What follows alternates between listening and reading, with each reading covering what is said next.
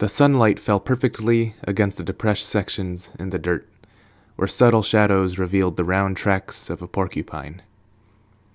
As Kung paced forward, his eyes zipped left and right. The tracks that were just weeks ago invisible to him suddenly popped out of the ground with utter clarity. Even in the rocky soil, the paw prints could not escape his eyes. The tracks quite clearly led ahead into a patch of bushes and trees. Kung jogged forward until he reached the brush. He now slowed down, and the sweat on his brow dripped down his face as he took in deep breaths. Now, he crept down low to the ground until he was on all four. As he got lower to the ground, the secrets hidden in the grass were revealed to him. The light seemed to reflect more brightly in the areas where the vegetation had been stamped down. Further ahead, broken branches revealed that the animal had turned right, making its way through a less densely packed area. The porcupine had continued crawling on until the trees dwindled and gave way to an open expanse. Kung could feel the hot slabs of rock beneath his feet. He scanned the hard ground for a sign of any sort. A print, a hair, anything. But he saw nothing. Feeling defeated, Kung slumped down to the ground and let out a sigh. A light-hearted voice came from behind. "What are you doing?" It was his friend and mentor, Zabe. "The porcupine came out here onto these rocks. There's no way to track it now," Kung replied. "Are you sure?" Zabe asked. "I looked. No prints, no hair, nothing." "Let me check, just in case." Zabe strode past Kung and searched forward and back, left and right, all over the rock. The sun rose higher into the sky and was directly overhead by the time Zabe got back to Kung. "You're right. There are no prints, no hair, nothing," he said. "What do we do now?" Kung asked. "We smoke," said Zabe. "The sun is at its highest. We haven't caught anything. And you want us to smoke?" "When you cannot follow the animal, you must become it.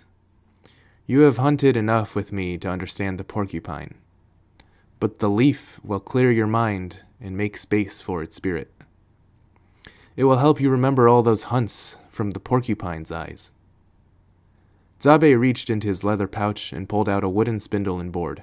"Now, make us fire." Kung nodded and began spinning the wooden rod between his hands. After several moments, wisps of smoke began swirling up from the wooden board. Kung set aside the spindle and carefully tapped the blackened wood dust out from the board and into a clump of shredded bark and grass. He blew into the pile of grass until the heat from the ember spread, and the tinder burst into flames. Kung then began placing dry sticks on top of the flames. Zabe then pulled out his long pipe and his leaf pouch. He reached into the small pouch of wooden bark and took some of the crumbled leaves and flower buds that were inside. He sprinkled the leaf into his pipe, then packed it in tightly with his thumb.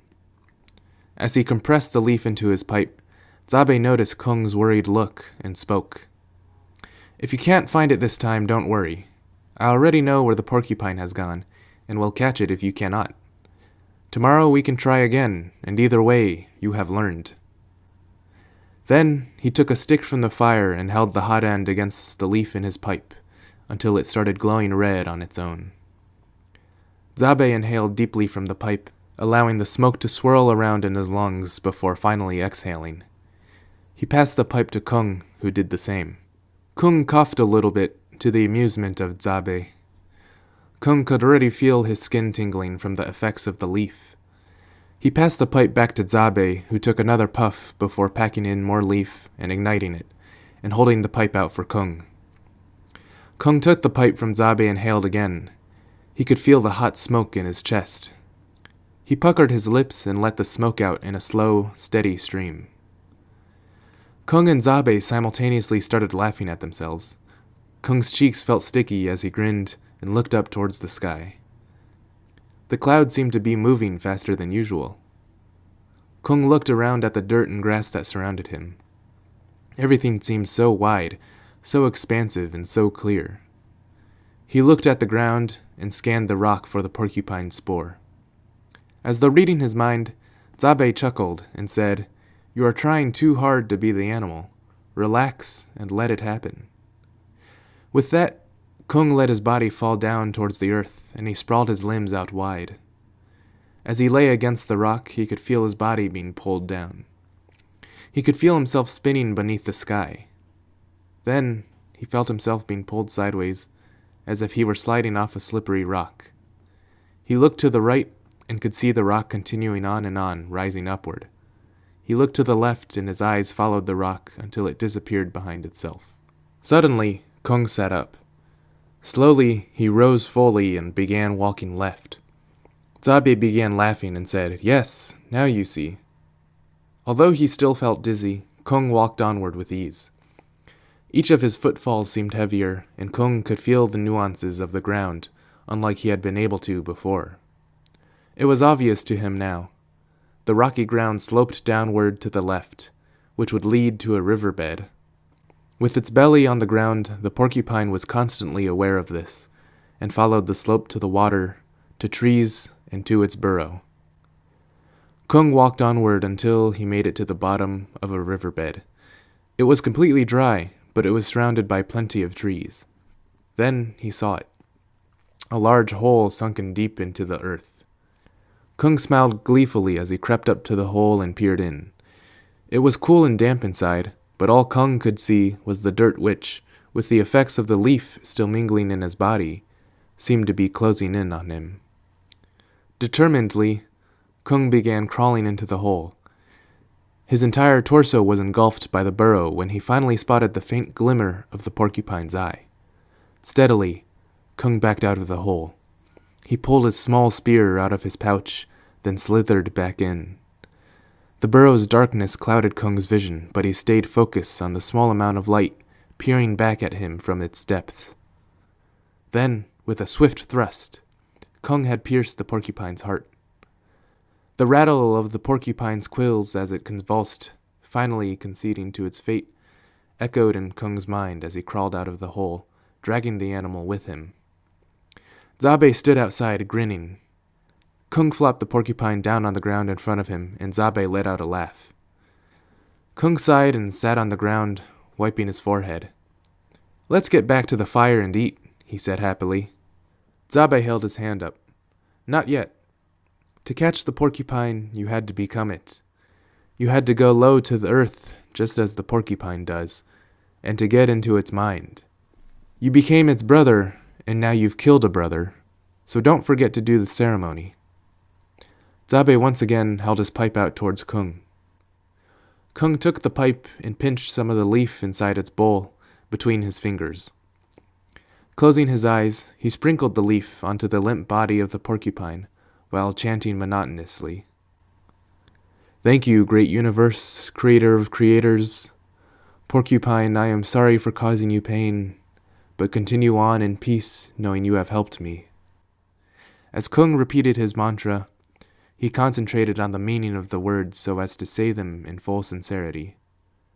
Once he was sure he truly meant what he said, Kung gingerly picked up the dead animal and began walking back towards the fire.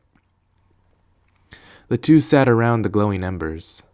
Zabe reached for some nearby twigs and placed them onto the embers, then knelt down and blew air into them until the flames licked up. When he finished, Zabe explained what was to happen next to Kung. "This is the first hunt that you alone have led, so this meal will be yours alone. But when you skin the porcupine, set aside the quills with which to make a prayer rattle. This is what each person must do upon their first hunt. Create a rattle that you will shake to beckon in the power of the whole." And so, Kung carefully plucked the quills and began preparing the animal for eating, as Zabe continued talking. "This rattle, which is born of your first true hunt, becomes one of the most sacred, most important rattles. It's used only in the direst of times." After Kung finished processing the porcupine, he dropped it onto the fire. The two men watched with satisfaction as the meat charred on the fire. They looked up at the glowing blue sky and watched the clouds drift by. We'll have good weather for the next couple of days, Kung said. Zabe nodded. The journey back to the village will be easy. We should try hunting something tomorrow to bring it back. After all of the hair had singed off the porcupine, Kung plucked the animal from the fire and began carving it with his flint knife. From it, he took the heart, lungs, and liver and placed them carefully on a slab of bark. This he presented to Zabe. You have taught me so much in the past year, Zabe. You should eat the best parts of my first hunt. Zabe lifted his hand up. I will take the heart, but it's you, the hunter, who should eat the liver. It will restore your strength. The two sat happily, chewing on the meat as the food subdued the grumbles in their bellies. Kung sliced off a piece of the porcupine's fat and relished its rich taste and chewy texture. The hunger they had felt the past day accentuated the intricate flavors. Still chewing, Zabe spoke up. It's good that you have learned so quickly, Kung. Yin and Tom need warriors to accompany on their journey north.